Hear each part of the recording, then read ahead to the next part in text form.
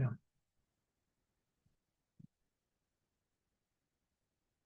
So yes, so sadhana bhakti is broadly divided into Vaidhi bhakti and Raganuga bhakti.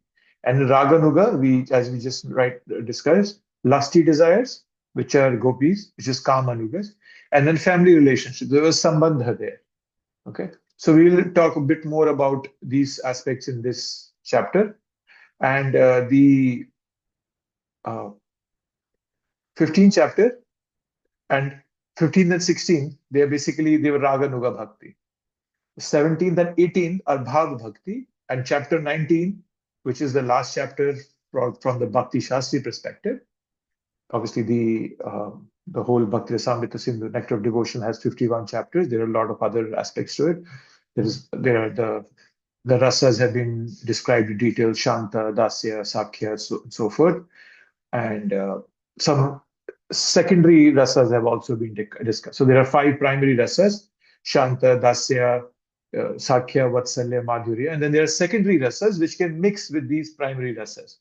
There is Hasya rasa, there is Raudra rasa, which is anger, where there is uh, you know Bhayanak rasa, there is Karuna rasa, which is like constant. So, for example, when Mother Yashoda is running after Krishna in Damodar Leela, so there is some Raudra rasa in her Vatsalya rasa. It's mixed there. So there's secondary. So that's all is described in this Nectar of Devotion. But we are only going to read the first 19 chapters for Bhakti Shastri. So yes, so see, this chapter is the last chapter for Raganuga Bhakti.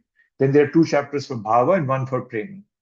So we'll do the 16th chapter today. We'll cover that, and then I hope to cover the Bhava Bhakti together and Prema Bhakti. So I want to keep that distinction so that we are able to understand the differences in all those layers of bhakti that are being explained to us. Okay, so uh,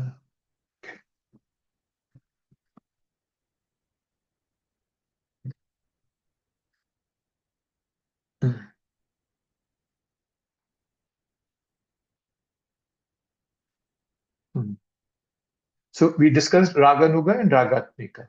Okay?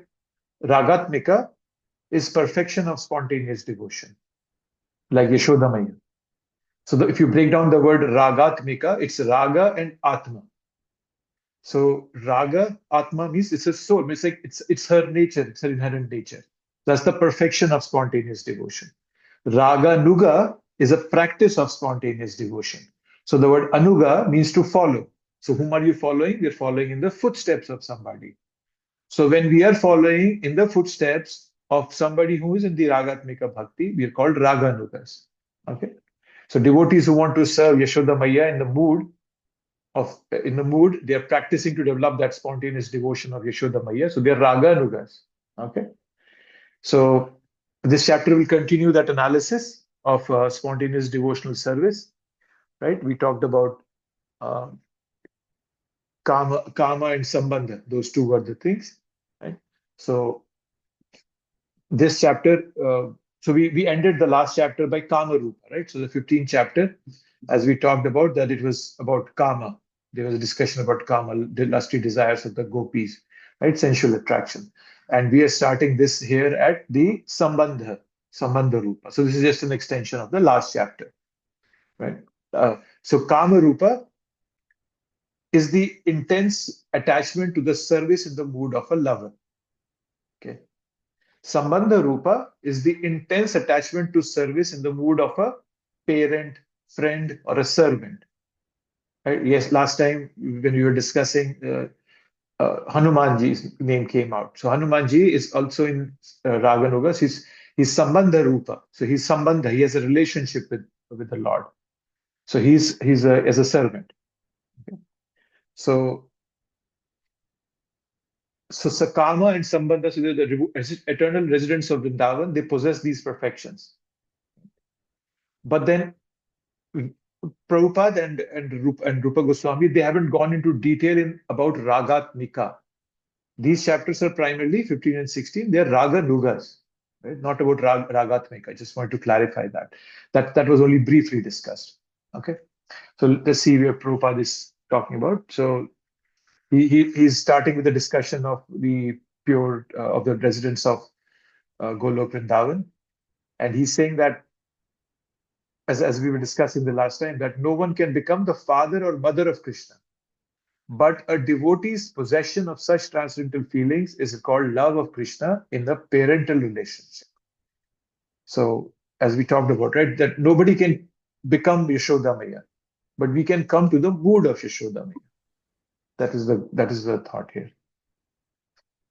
Okay, and Prabhupada says, in the stage of devotional service, where regulated principles are followed, there is no necessity of discussing this love, for it must develop of itself at a more advanced stage. So now this is an important statement. Prabhupada, this is what I love about Prabhupada's books, that he always corrects the temperature of the room by bringing us to the basics. He doesn't leave us high and, oh yeah, ecstatic, okay, oh, pure love, and, oh yes, we are pure devotees, and then, no, he always brings us down to the essence. So we are in the stage where we are following the regulatory principles. We are Vedi Bhaktas. We are following regulatory principles given to us by Guru, by Shastra, and we don't have to force ourselves into discussing or trying to feel this love and rejecting the process. Oh, I don't feel the love, so there's nothing in this process. This love, this relationship will be revealed to us as we come to a much more advanced stage. Okay. As I said, the purpose is to talk about Raga Nuga, not Raga Trika. So the reason Prabhupada is bringing this out here, so sometimes, you can, then if you see this, then sometimes people can, or somebody can question us that Prabhupada is saying that we should not discuss these advanced topics of love. Okay. Then why do devotees speak them? Right? We know devotees who talk about these advanced stages. Is, Hari Parshad Prabhu, whenever he comes, he gives a class and he gives these wonderful classes about it. So they show that there's a loving relationship and they talk about that.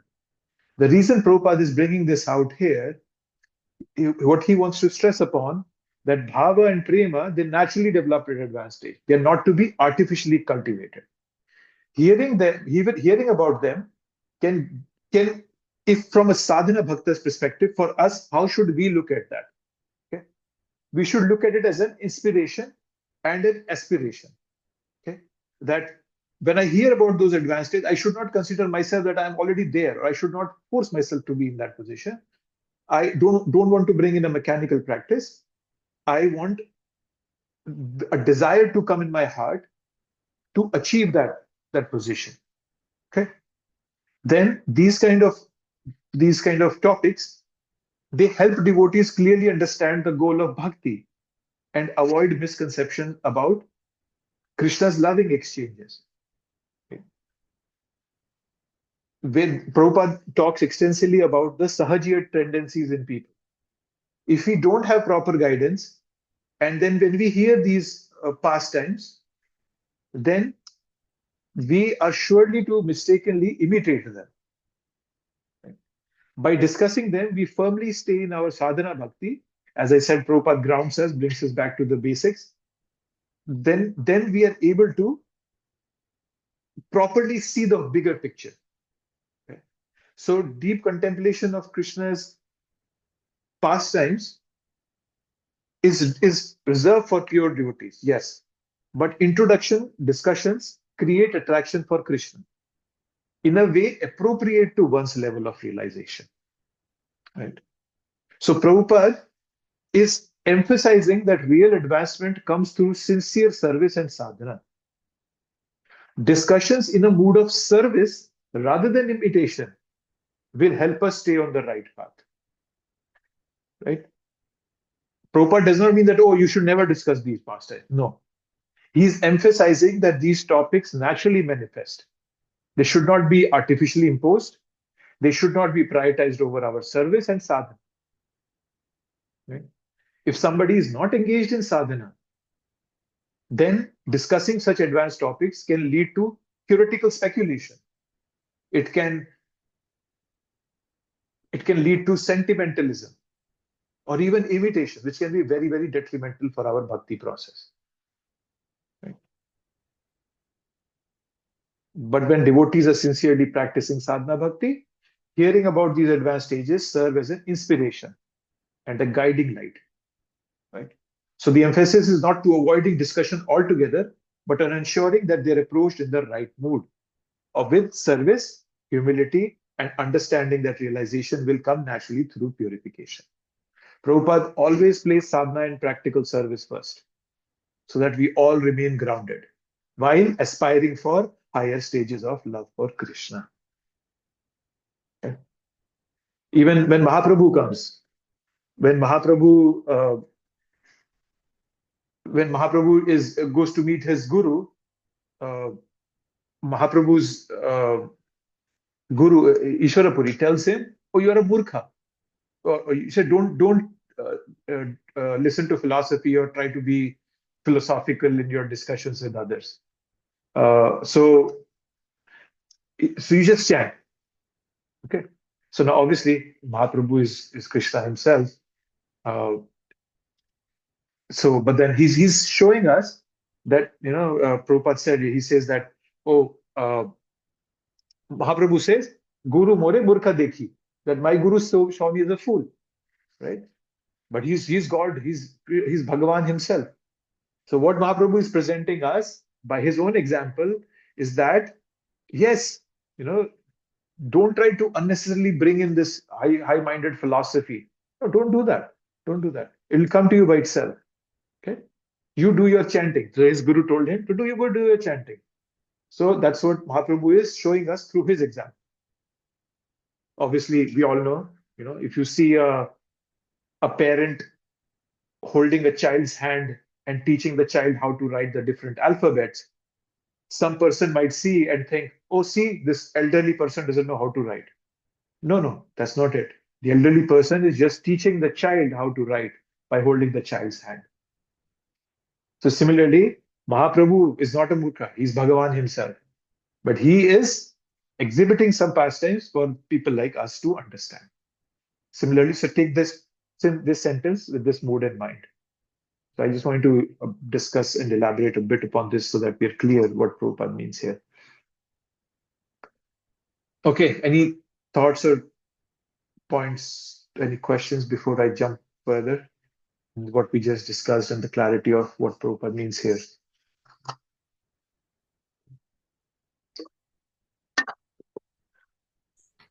Haribol? Haribol, Prabhupada. Yeah, this part of the Nectar of Devotion is more like an encyclopedia because it's really very, very much confidential and at depth in the activities. And even like last week, I was thinking the word lust was tripping me out because the word lust that I know is personal sense gratification. And the word lust here has nothing to do with that. It has to do with, the pleasure of Krishna, period, and not on the sensual platform. It's the heart platform. So many of these things like that you're speaking now, I'm hearing it and I'm appreciating it at a certain perspective. But at the same time, I personally know I'm nowhere near any of any of this.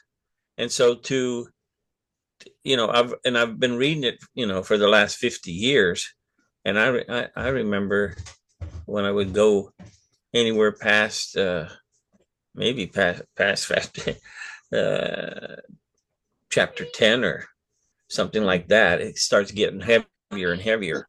I mean 10, 11, and 12, and the ones we're on now, it's like a repetitive, it's like deep devotional service. We're doing devotional service every day, but this is deep devotional service. And now we're going even to another level. And I do appreciate hearing about it and having a chance to investigate some of this a little bit better. But there's no way I can in my own limited perspective, try answering a test or have an exam on any of this, because it's more like memorizing words than anything. Yeah. And but still, I'm very appreciative of how you're illuminating it and bringing it to this point, but still, like, keeping us on the planet. Yeah. I really appreciate it. It's getting heavier and heavier as Yes, you it go. gets heavy. Yes, yes, true. Yeah, the words that you say and all those words that you're repeating now, I can only grasp it till I shut the computer off, because I can't remember it all. And a lot of this, though, it's amazing, though, that Prabhupada has given us this, so that everyone can understand, maybe where you're not at, and that this is not some, just some spaced out sentimental program. This is a very in-depth presentation of the real energy of devotion. The depths of this devotion is really, really humbling. If anything, if you try to read this and study this, you could wake up and say, oh, well, I know I'm not here. Yeah. But I still think that I'm appreciative of it. That's all. And some of the words and things that I'm realizing, this is not normal language of where we're even people are concentrating on their actions. This is just so much for me. So I'm sitting back here listening and absorbing it, but at the same time, I can't repeat this. I can't even teach this to somebody. Yeah, it's very tough. I think you rightly put it, Prabhu. Prabhupada has put it here for us to know where we are not. What we have to aspire for, but obviously by doing service, not by artificially imitating it. And Prabhupada warns us about it again and again. The Sahajiyas, and then he will talk about Siddha Pranali later on in this chapter. So he keeps telling us again and again that yes, okay, this is the goal, but always remember where you're coming from, and don't unnecessarily imitate anything. Yeah, yeah, that's a very good point, Prabhu. And I love it. It's just great. But Yeah. Yeah, uh, it is great. And I think as in the Chaitanya Charitamrita, there's a verse that comes, it says, Atmendriya Priti Vancha Tare Bali Kam. So when we satisfy our own senses, it's kama, that's lust. But when the yes. same lust is Krishnendriya Priti Ichha, Hare Premana, then it becomes prema when we are desiring to please Krishna's senses. So the word lust, and I always feel that the English language being incomplete, it cannot even it doesn't have words to express that intense love of gopis. That's something. So Prabhupada used the word closest possible that he could get, but it's just a love this lust that Prabhupada is talking of gopis is the highest form of bhakti that anybody can achieve. Yeah. So it's In a way, it's confusing. yeah, yeah. It's primarily because of the language, right? Yeah. And then when you said it, then I was thinking last week, well, here we go again. We don't, just like when Prabhupada says pure devotee. Well, what is that? yeah. And then when you see in the introduction of the Nectar teachings of Lord Chaitanya, what a pure devotee is, those 6 things. Well, that's different than my word pure, Yeah. So then here we go with this lust thing. And when you said it, I learned something, I learned that this is not a word. Yeah, it's not a word. It's not the word that what you're describing is not the word that I know. And Yeah. then, so I had to put a different connotation, which makes it nicer. At least you have something to sort of attach it to. But we're going, okay, I have one question is why are you not going to study the whole Nectar of Devotion? So, Prabhu, we can, not in Bhakti Shastri, because some things can be even beyond our understanding, as you're There you noticing, go. right? Yeah, Right. well, we're right there now with me. Okay. Yeah. I mean, So, you're going deeper and deeper, and for years, I couldn't get past a few chapters, mm, and now I'm sitting here, and I'm at least got to, up into chapter 10 or 11, where in the five things of devotion to service, all that stuff, all those words, all that knowledge blew me away. I mean, I used to look at this book and say, what in the heck is what what is this? It was like I'm literate. I can read the English language, but this is more than, this is something that I can't even swim in it, you know. yeah. Um, so that's why I was thinking, yeah, maybe he's not going deeper because it's just going to get heavier, heavier, and heavier, you Yeah. know. Yeah. If you see the way these 19 chapters have been progressing, they they provide a very practical guidance to us on one thing: definition and characteristics of bhakti. That's very clearly being presented to us. Right. Then in these last chapters that we are reading, Prabhupada, the way Prabhupada and Rupa Goswami are presented, it's the importance of regulation and purity in devotional service, right? So it's very important that's why the 64 primary devotional activities were discussed, right? But then after chapter 19, the nectar of devotion delves deeper into these bhava, prema. These advanced topics are meant for devotees who have deeply assimilated the foundational teachings. Right? So Prabhupada, as he always told us, that he wanted the students to first focusing on establishing a strong base in sadhana bhakti before you even approach the most intimate aspects of bhakti, right? So Prabhupada's focus on preaching and practical application is the reason why Prabhupada only included these first 19 chapters, right? So the Bhakti Shastri by itself, it emphasizes philosophical strength, first of all, that we all should be philosophically at a point where we can defeat and respond to materialistic misconceptions. It should be practical application that we can employ it in our day-to-day lives, and then it emphasizes on a progressive spiritual growth, ensuring devotees we cultivate basic qualities like humility before even discussing the higher rasas. I'm personally, I'm not qualified to even talk about all this, right? But then as I discuss this with, I am getting some insights into it, and I'm realizing that I'm nowhere right now. So it gives us a Prabhupada, by through this Bhakti Shastri, by including only the first 19 chapters, he wants to deepen our understanding, right? Uh, but then he also has given us other courses, right? So after Bhakti Shastri, we can do Bhakti Vaibhav, where the first 6 chapters of Bhagavatam are done. Then I think there is Bhakti Sarvabhauma. So there are different levels, the next 6 chapters, and then Chaitanya Charitamrita being the topmost. Prabhupada has gradually taught us how we can advance from this basic stage to the topmost stage.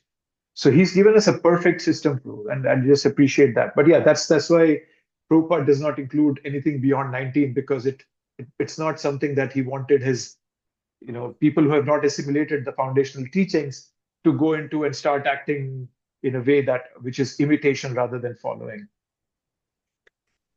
Yeah, Yeah. and one other point is Prabhupada, and he gives that lecture, a series of lectures I talked to you about before in Mhm. Vrindavan, Mhm.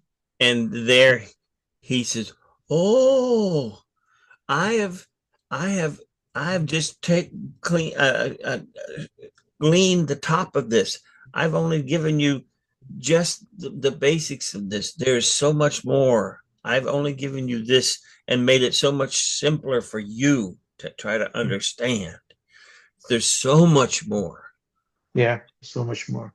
And I'm thinking, thank you, Srila Prabhupada. Yes, thank you, Prabhupada. I mean, Yes. and he, when he makes that statement, you think, oh my gosh, this is just the most amazing, intimate, uh, confidential exposure of the living entity's position Mm. of purity for devotion, for love. I mean, you can't use even the word love in our language. Yeah. It's even deeper than that. But It's deeper than, and yeah. Prabhupada said, I've just given you something simple. If I did give you everything, it would be such a thick book. Yes, yes, yeah, yeah. Yes, thank you for yes, expanding on that, Prabhu. Thank you. Okay, so now the Hare Krishna. Hare Krishna, Prabhu. So, Hare Krishna. Prabhu, I was just trying to little bit understand more on this thing. Prabhu, why? I know we have spoken in the last chapter also very much about Ragatmika Bhakti, Raguna Bhakti, and sensual attraction and sambandhan. So my Mhm, question was, Prabhu, why are we elaborating the love of gopis as the lust and not as the intense eternal love? Why are we using the word lust? It is lust is art is on a very physical platform, right, Prabhu? mhm. And See, love, yeah, yeah. why did we even use Prabhupada use this word lust? Means there was no karma, means there's nothing. It was all eternal, deep love of gopis for Krishna, right? There was no Mhm. element of anything physical. So why did we Prabhupada means there must have been a big thought on that, right? So I just want to Mm. understand. Yeah, see the word lust, if you see the use of word lust in relation to gopis is you can even say to an extent it's a bit metaphorical also. It helps us understand the intensity of their love. But their feelings are entirely free from material contamination. So the word lust is how to say it in a common language. If you had to use a word, there would be no word to translate that intense love of the devotee of gopis. Right? If you look at the meaning of the word lust, it generally means intense longing for another. But if you look at it from a physical platform, on a material platform, lust is not a good thing. We don't treat that as good. But when that intense longing is translated at a level of gopis, it's completely selfless. They don't want anything for themselves, but they're so intensely in love with longing for Krishna to serve him, not to expect anything from him, just love. So just want to give him everything. But then, as we were discussing, right, English language is not complete. There is no other word. At least I cannot think of any other word to to describe that intense longing of the gopis, the intense love of the gopis. That's my understanding. The incompleteness of the word of English language is what led Prabhupada to use this word lust. Yeah, Haribo? Haribol Prabhu. Yeah, last week when you spoke, you just said what you just said. Mhm. Okay, how the lust is what is the definition for lust in the nectar of devotion? And that's when I heard the definition of that word, it it was so beautiful because to me, like Mataji's explaining, this is such a base word. But when I saw that the definition of that word is with explanation of how it is the highest form of intimacy for the Lord and not something personal. Because lust to me always was your personal for this, for that, for this, for that. But Mm. when they have a lust, that lust is an action or a feeling of devotion. So yes, when we think about that, that's why we need to be devotees. That's why we need to take instructions from a spiritual master. And Mm. that's why we have to relearn the whole language of everything. This could Yeah, because and that means there's some maturity there. So anyone that tries to take anything from this without the proper understanding, that means they have a poor fund of knowledge based on lack of uh, purity or intensity or association or perspective or time. Because as you evolve, we're speaking a different language, or a language that sounds a lay word, but it's been changed to a a much more intimate, meaningful word in relationship to the Supreme. But last week I was real happy when I found out really what really lust was. Yeah. And one more aspect that I would like to highlight about it is when Prabhupada was writing these books, he wanted to make bhakti understandable to a Western audience. That was his one of the more important things that he wanted to do. See, many Westerners, when introduced to Krishna consciousness, could relate to the concept of intense romantic attraction. Right? People could understand that, right? So it was easier for Prabhupada to use that word, and present it that way, right? Prabhupada could grab their attention by the term lust and then redefine it in a spiritual context, right? So showing how the gopis' attraction to Krishna is completely opposite. Okay. And also what Prabhupada did by using this word lust, he was immediately challenging the conditioned mind, right? I was listening to a class recently, and what Prabhupada was, no, it was not Prabhupada. I think it was Swam Bhagavan Keshav Maharaj. He was saying that one thing that Prabhupada did was instill doubt in people's mind. And when that doubt comes, they start questioning things. So when the word similarly, so Prabhupada is provoking a deeper inquiry when he's introducing the word lust. So everybody would question this. How can lust be spiritual?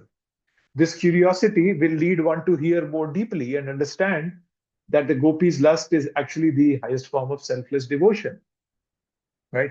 So Prabhupada is compelling readers to look beyond surface meanings and understanding transcendental reality, right? Just imagine if Prabhupada would have used a simple word like pure love, right? But that pure love, that phrase looks so tasteless.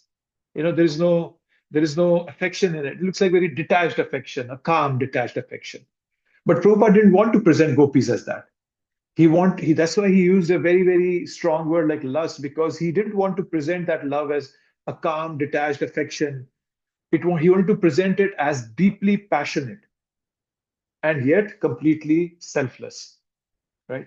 So Prabhupada using this word deliberately, the word lust deliberately, to communicate the depth of Gopi's love, right? While ensuring that his audience challenge their misconceptions about the word of lust, as we all are doing here, and and kind of establishing that higher truth in themselves. So Prabhupada is very brilliant. It's a very brilliant uh, preaching strategy to transform our conditioned understanding of love. So looking at it from other perspective as to who he was speaking and how by the use of these words he was provoking deeper inquiry into people, and he wanted to present that. He just didn't want to use the word love because love is doesn't give that intensity to it. So the lust brings intensity to love. That's why Prabhupada was also using it from that perspective. Those are some of my thoughts, but yes, but yeah, it really provokes a lot of thought in me whenever Prabhupada uses these words. Hopefully, that was something to think about, Mataji, for you. Thank you so much, Priya Prabhu. Very good points from. Thank you, Prabhu. Very nice. Thank you. Thank you. Yeah, for us, it sometimes becomes a challenge because we don't realize that when Prabhupada was writing these books, he was not thinking about an Indian audience, frankly. He was thinking about Westerners who had never heard about Bhakti, who didn't know who Krishna was, who didn't know Radharani. They didn't know anything. And Prabhupada was going to establish Bhakti in the hearts of these people, of these Western audience. So Prabhupada had to do whatever he could to bring this. There was once when Prabhupada was preaching to some drug addicts, and uh, they were all dressed up. If you have seen hippies in the 70s era, they were dressed up, colorful clothes, and they would revere flowers and being very natural, long hair. And Prabhupada said, "See, Krishna is also like that. He likes to wear forest garlands, forest flower garlands. He wears bright clothes like you all do, yellow pants, and he also has long hair. He has many girlfriends." Prabhupada was just presenting Krishna. No, Prabhupada being a pure devotee, he's not going to bring Krishna down to the level of a hippie, but Prabhupada was doing everything he could to establish bhakti in the heart of Western audience. And he was successful. And that's the beauty of Prabhupada. I don't have words to say what Prabhupada has done for us. A brilliant preaching strategy. Nobody in the entire creation has ever done that. Nobody will ever do it, what Prabhupada has done. Yeah, but thank you for bringing out this question. Some very valuable discussion from here. Lust. Okay, so moving on to so Rupa Goswami, coming back to the chapter 16. So Prabhupada starts by talking about relationships, and then he tells us that how these relationships are disclosed to us when we grow in bhakti. Okay, and before revealing the methods of this practice, Rupa Goswami first describes the prerequisite qualifications of the practitioner. Okay, so that's what he's going to do here. So what Prabhupada does, let's see, we'll read a bit. And he's saying, okay, so now he's talking about the Raganuga devotees do not follow the regulative principles of devotional service very strictly, but by spontaneous nature, they become attracted to some of the eternal devotees, such as Nanda or Yashoda, and they try to follow in their footsteps spontaneously. So it's a way to understand this, that they do not. So Prabhupada is saying that Raganuga Bhakt people, they don't follow. He's saying that they don't follow regulative principles of devotional service very strictly, right? Because their bhakti is coming from, is being inspired from within. But me as a neophyte devotee of Vaidhi Bhakta, I am following rules and regulations given to me by scriptures, by my guru, by Prabhupada, right? But then one point that must be repeatedly stressed here, that a Raganuga Bhakta is above the regulative principles. It means that they are not dependent on scriptural injunctions for their inspiration, right? Their inspiration is coming from their spontaneous affection. But this does not mean that a Raganuga Bhakta does not follow the regulative principles. It means that their motivation is love, not just obligation. Like in my case, it's obligation. But my guru told me, chant 16 rounds. I'm doing it. There's no love in my heart, right? So the devotional service of a Raganuga Bhakta is guided only by his intense craving to attain the service of a particular resident of Vrindavan, not by scriptural injunctions. Okay, so understand this difference. It's a very nuanced difference here. Raganuga Bhakta doesn't mean that he's not doing any regulative principle. He's doing all the regulative principles, but they are not based on something like like a word or something written. Okay, yes, this is what I do every day. No. His motivation is the love, the raga, not just the strict injunctions of Shastra or Guru. Obviously, he follows it. So I just wanted to clear this difference out. Prabhupada is saying that they are not they don't follow, but that doesn't mean that it means that they don't follow it according to the scriptural injunctions. They do follow it. They don't give it up. Prabhupada is a living example for all of us. Okay, so I just wanted to bring that out. Okay, and the name of this topic is eligibility. So the eligibility stands at, the word that Prabhupada uses is eagerness. And the corresponding word that Rupa Goswami uses is laulyam. It's laulyam. The word is laulyam, right? And I think we have read that verse somewhere. Where was that? The Tatra laulyam, was it? Krishna Bhakti Rasa Bhavita Mati Kriyatam Yadi Kuto Api Labhyate Tatra laulyam Api Mulyam Eklam Janam Koti Sukriti Nasa Labhyate. This is a verse that Mahaprabhu talks to Ramananda Roy in the Madhya Leela, where he's saying that pure devotional service cannot be achieved by hundreds and thousands and lives of pious activity. It only comes by intensity, or sorry, not the greed, laulyam. And that's what Prabhupada is highlighting for us here. It's eagerness. There has to be that eagerness. However, Prabhupada and Rupa Goswami are clearing it to us that eagerness doesn't immediately come. Sometimes I would think that, oh, I've been doing chanting for the past 10 years. Where is my love? Where is Krishna? I don't see him. No, we have to go through a specific path, as we discussed in the Nectar of Instruction, and we have discussed that other times also, that there are 9 stages of bhakti, right? So we start with Shraddha.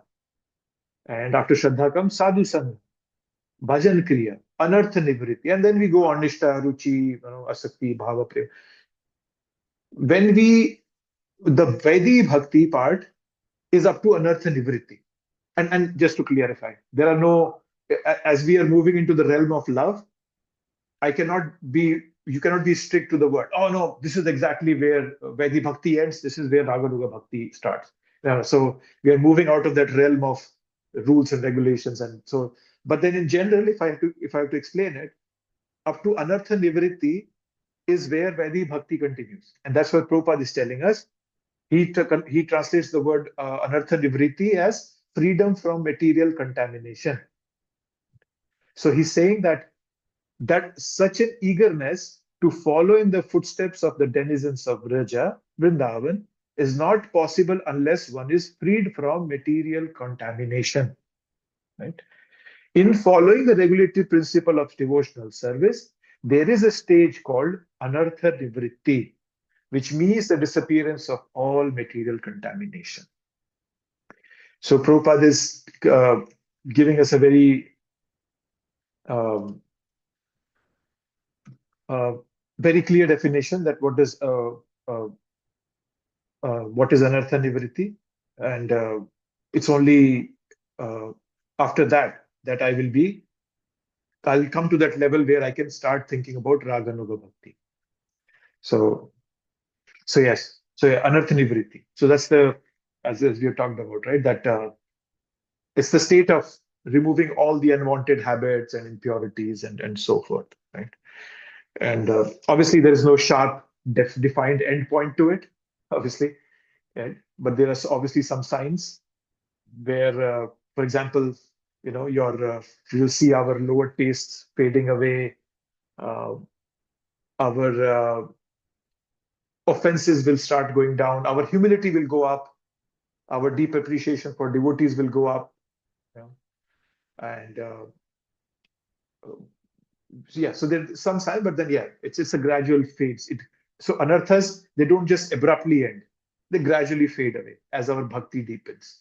So yes, so that's the stage Prabhupada is telling us that anartha nivritti has to happen. Right? And to explain this concept of this lolyam or this process, how do you progress into this?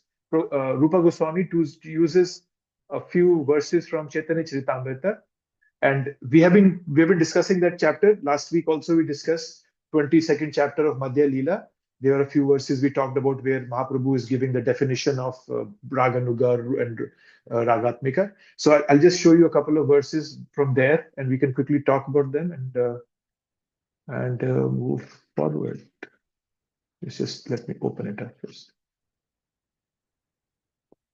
22. We were I think this was close to 150, what we were discussing last time. 150 was, I think, the verse number where Raganuga and Ragatmika were told. And then here now we're going to see, where's that? Okay, let me share my screen.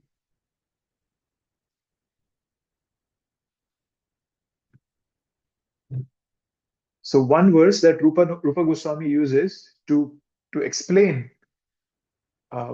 the qualifications is this one, is 122.160 Chaitanya Charitamrita Madhya Leela. The devotee should always think of Krishna within himself and should choose a very dear devotee who is a servitor of Krishna in Vrindavan.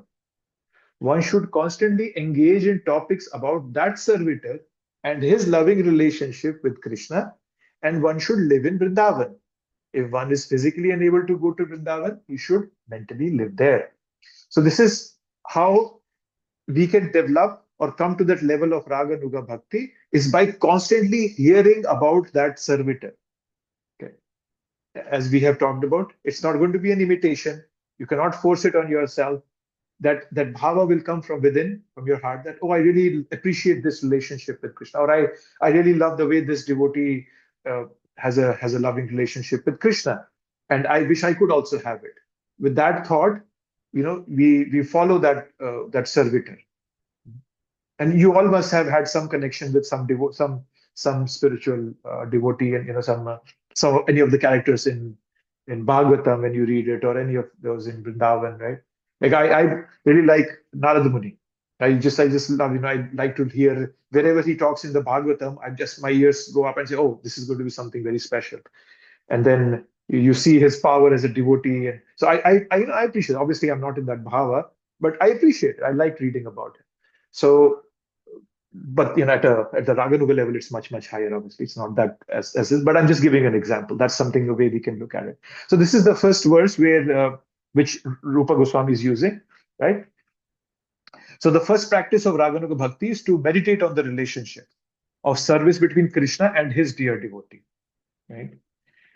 So, and the specific relationship and devotee one meditates upon, it depends on my devotional aspiration. Okay. So, for example, one who desires to serve with conjugal affection, right? They can think of the gopis. And somebody who has a parental affection can think of Krishna as from a Mother Yashoda's perspective, right? So that's what's being mentioned here. And then obviously Prabhupada brings out that living in Vrindavan is not just physically living, you can also live there mentally, right? So mental residence is actually more essential than physical residence, although they both are important, right? So Prabhupada is summarizing these instructions of Rupa Goswami for us, right? And then I think he says something which I wanted to highlight. Where was that? Where was that? Oh yeah, right here. Okay. When one is actually liberated, I'm reading it here. One is actually liberated from let me increase the font so that it's easier visible. One is actually liberated from material contamination. He can always remember an eternal devotee in Vrindavan in order to love Krishna in the same capacity.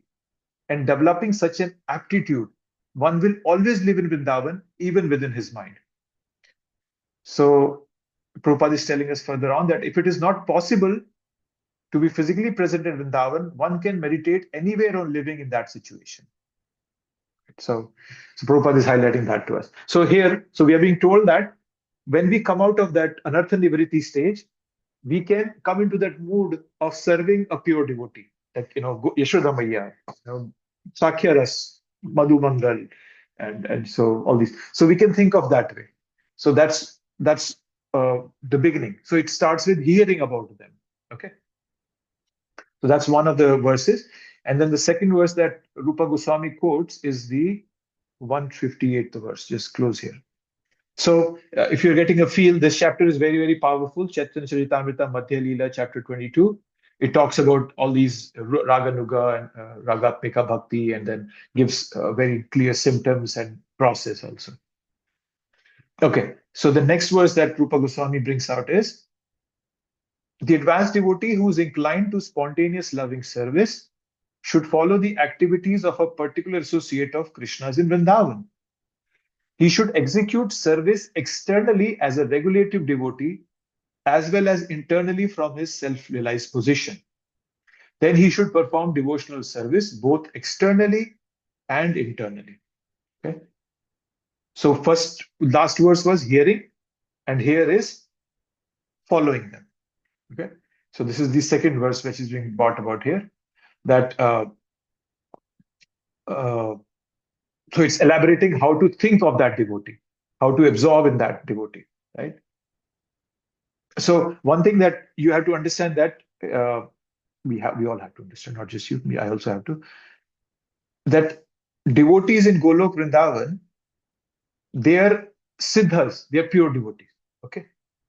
But they're also sadhakas, right? For example, if you take Rupa Goswami himself, in Gaura Leela, he's a sadhaka. He's showing people how to become a pure devotee by his own practice. But in Krishna Leela, he's a Manjari, he's a Rupa Manjari. He's a Siddha, he's a purified soul, right? So the residents of Vrindavan can also behave as practitioners, and they can also act as pure Siddhas, whom other people can follow, right? So that's why this verse that we are seeing is talking about meditating upon them in two ways, externally and internally. And Prabhupada is clearly telling us in this that externally as a regulative devotee, like Rupa Goswami, externally he was living like a regulative devotee. He was following his regulative principles. Uh, in the Sad Goswami Ashtakam, we are told that they would count everything, right? That they will count everything. How many times have I bowing down? How many rounds I'm chanting? How many times I'm reading? They would write down everything. So they were regulative devotee. But internally, he's a pure devotee. He's a Siddha, Rupa Manjari. So that's why he's being told that we live in both those ways, externally and internally. Right? We just want to clarify that. What does that word externally and internally mean? Okay. And one thing, okay, so this is about this aspect. There was one thing that, and Prabhupada again, bringing us back to the ground, giving us clear instructions. A devotee who is actually advanced in Krishna consciousness, who's constantly engaged in devotional service, should not manifest himself even though he has attained perfection. The idea is that he should always continue to act as a neophyte devotee as long as his material body is there. So again, internal and external. Internally, purification might have happened, but externally, the devotee does not show it. Prabhupada would never exhibit his that devotional ecstasies. Yeah. It was only a couple of times when we know about it. Activities in devotional service under regulative principles must be followed even by the pure devotee. But when he realizes his actual position in relationship with the Lord, he can, along with discharging of regulative service, think within himself of the Lord under the guidance of a particular associate of the Lord and develop his transcendental sentiments in following that associate. So we don't try to unnecessarily exhibit it. It can, and the reason again being, it can give a wrong indication to some people. And that's why Prabhupada, in the following verse, he brings about Siddha Pranali. Okay. So what does Siddha Pranali mean? So Prabhupada is saying Siddha Pranali process is followed by a class of men who are not very authorized and who have manufactured their own way of devotional service. They imagine that they have become associates of the Lord simply by thinking of themselves like that. This external behavior is not at all according to regulative principles. And Sahajiyas, bringing back to Sahajiyas, the people, Sahajiyas are the ones who practice this Siddha Pranali. Right? And the reason, again, Prabhupada is telling us, there is simply disturbance to the standard ways of devotional service. Because if people behave this way and they outwardly only change themselves, it pollutes the environment. People start looking at bhakti as a very cheap thing. Okay? So yeah, so so that's Prabhupada is clarifying that for us. Okay. I don't know if you have read about it. It was many years ago. I'm trying to see. A long time ago, probably a couple of decades ago. I think I was in India. There was this police officer. Let me see if I can find it. It shouldn't be hard. But he would dress himself. He would come to work, and he would dress himself as a gopi. He would dress himself as a gopi. He would put lipstick, and then he would put a nose pin, and he would put vermilion in his head and whatnot. So that's called a Siddha Pranali. That's called a Prakat Sahajya. Okay. Let me see if I can find it. I'll show you there. I remember seeing his picture. I could never forget his picture for some reason. And it's And Prabhuji, he was at a very high position, right? DIG or something. yeah, he was an IPS officer. Yeah, Yeah, he was. very high profile. Yeah. Yeah. There he is. I found it. Just give me 1 second. I'll show you this. Okay. Let's see. Look at this. Okay, you look at this guy, and the title says, "Former IPS officer D.K. Panda became Lord Krishna's second Radha." Look at him. You see his picture. So he's put lipstick, nose thing, and then he's got these dots on his forehead, and then he's covering himself with a cloth, like, as if he's covering his head. So this is called Prakat Sahajya. This is Sahajya. that internally there has been no change, but externally you become a gopi.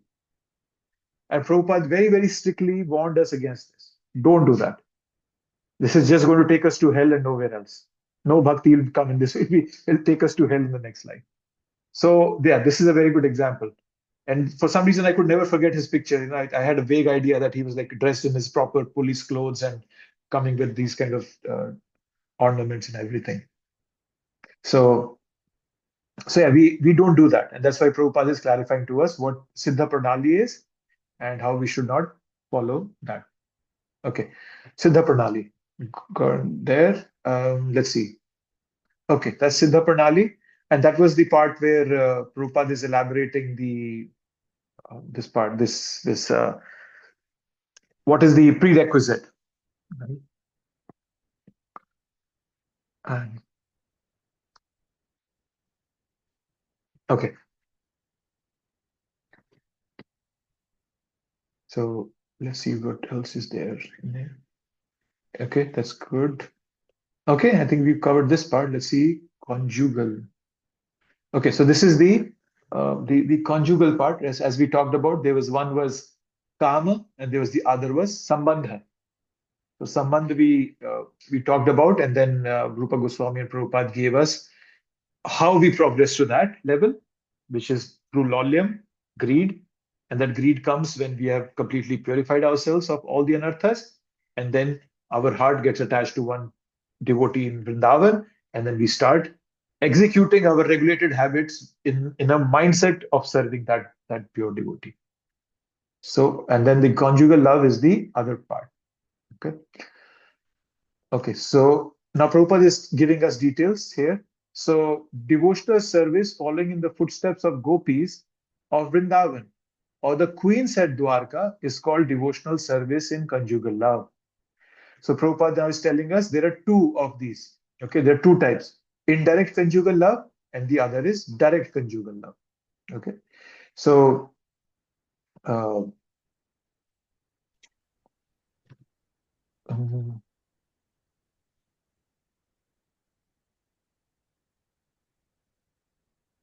trying to see. Okay, so let's look at this here. So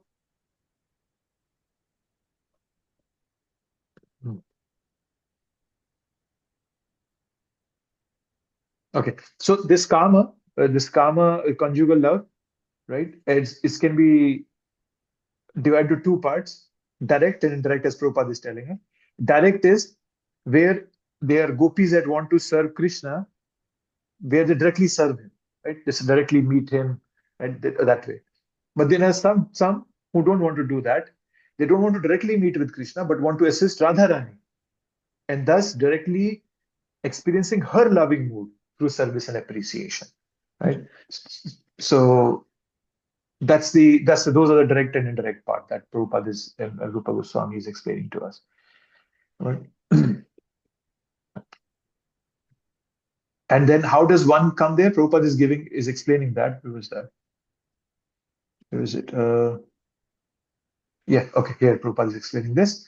This development of conjugal love can be possible only with those who are already engaged in following the regulative principles of devotional service, specifically in worshipping of Radha and Krishna in the temple. Such devotees gradually develop a spontaneous love for the deity, and by hearing of the Lord's exchange of loving affairs with gopis, they gradually become attracted to these pastimes. Right? Once again, I want to stress the fact that it's not imitation. It's something that comes from within our heart. It's an inspiration coming from the bottom of our heart. Krishna is giving that to us, right? So Prabhupada is telling us that we can gradually become eligible for this kama bhakti by developing a natural attraction to serving Krishna in this conjugal love. And Prabhupada is giving by worshipping Radha Krishna deity at the temple and hearing gopis' pastimes. Right?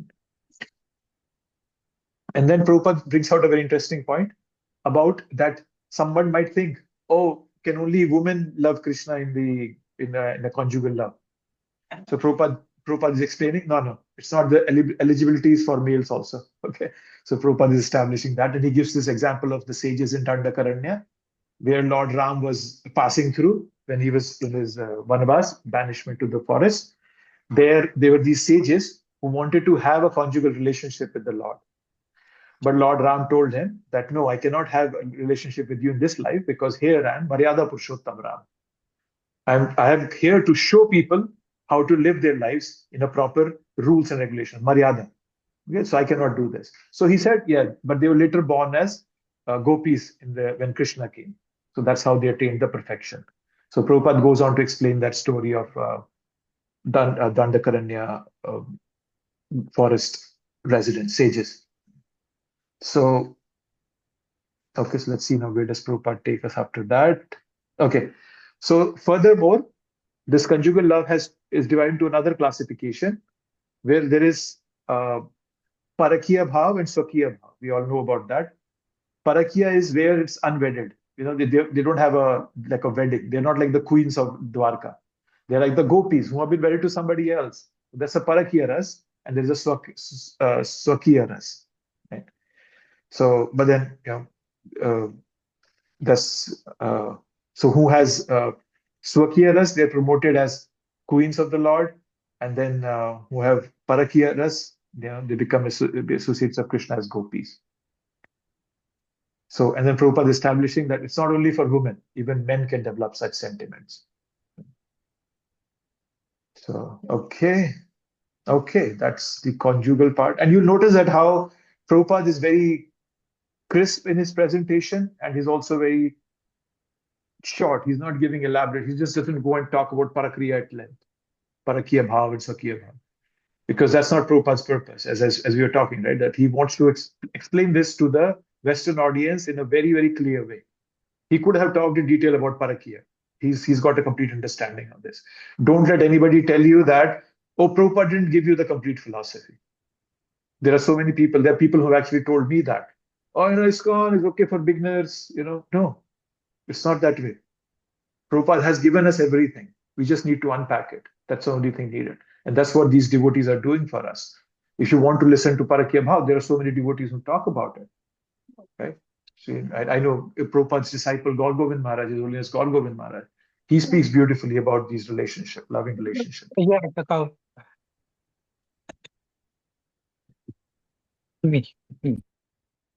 about these relationships. So yeah, but then Prabhupada is very clear in what he's presenting here. And then we end with the parenthood or friendship. This is, so parenthood or friendship part, right? It ends with the summary of Rupa Goswami's instructions on developing spontaneous attachment to Krishna in a loving relationship, like a friend, parent. Right? So parenthood and friendship also has two categories. The first aspires for direct parenthood. The second aspires for service and appreciation of Krishna's parents. Right? Like it's not that all, there's some friends of Krishna who are serving Krishna's close friends. So that's also there. Right? And I think Prabhupada is explaining that.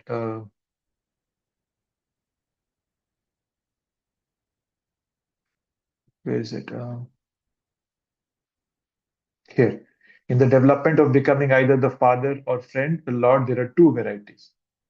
One method is that one may try to become the father of the Lord, and the other is that one may follow Nanda Maharaj. And out of these two, the attempt to directly become the father of Krishna is not recommended, as we've talked about. It doesn't happen. That's not the way to look at it. Right? So Prabhupada is clearly warning us against that. That no, don't do that. No one can become the father of Krishna. So we should follow the footsteps of Nanda. If somebody tries to independently establish themselves as Krishna's father, rather than following the parampara system and the example set by Nanda Maharaj, it's not recommended because it lacks the proper devotional approach. So Prabhupada has elaborated that for us clearly, that this mood again and again for us. This Vatsalya Bhav. Okay, so yeah. And then there's one thing that I wanted to touch before we wrap up this chapter. Is it last? Yeah. There's this mention of Pushti Marg here towards the end. So let's read the statement. There is a statement in the Narayana Vyuhastava prayers that persons who are always engaged in thinking of the Lord as their husband, friend, father, or well-wisher are always worshipable by everyone. This spontaneous love for Krishna can be developed only by the special mercy of Krishna or his pure devotee. This process of devotional service is sometimes called Pushti Marg. Pushti means nourishing, Marg means path. Such development of sentiment nourishes devotional service to the highest standard. Thus, it is called the path of nourishment or Pushti Marg. The Vallabh Sampradaya, which belongs to the Vishnu Swami sect of Vaishnava religion, worships Krishna in this Pushti Marg. Generally, devotees in Gujarat worship Bal Krishna under this heading of Pushti Marg.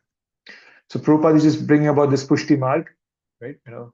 And as I said, Vallabhacharya was the founder of this. It's a path of Vaishnava tradition. It's a bona fide path of Vaishnava tradition. And they worship Srinathji. You might have seen Srinathji, right? Srinathji in New Vrindavan, we have Srinathji. So that's the Pushti Marg. Well, that's the form Pushti Marg follows. Obviously, it's Krishna, so we also love and appreciate him that way. Right. There are some philosophical differences between Pushti Marg and what we follow. Right? So the reason Prabhupada is bringing it here is because Nectar of Devotion is discussing spontaneous devotion. Okay? So Pushti Marg, is about it promotes an intimate, direct relationship with Krishna rather than ritualistic worship. And Prabhupada is telling us, and Prabhupada is pointing this out to us that bhakti is special mercy of Krishna, and that's what the Pushti Margis think, that yes, it's a bhakti is granted by Krishna's grace, not by my personal effort or scriptural study. So Prabhupada is establishing that part of spontaneous or mercy of Krishna by giving this example of Pushti Marg devotees. Okay, I think this is the end of this chapter. Next week we'll go over 17 and 18, which talks about bhava. Okay, anything anybody wants to bring up?